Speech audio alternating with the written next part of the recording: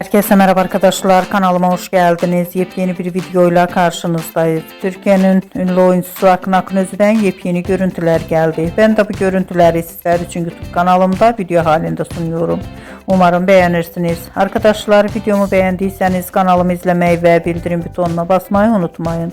Şimdilik benden bu kadar olsun. Yeni videomuzda görüşmek üzere. Hoşça kalın.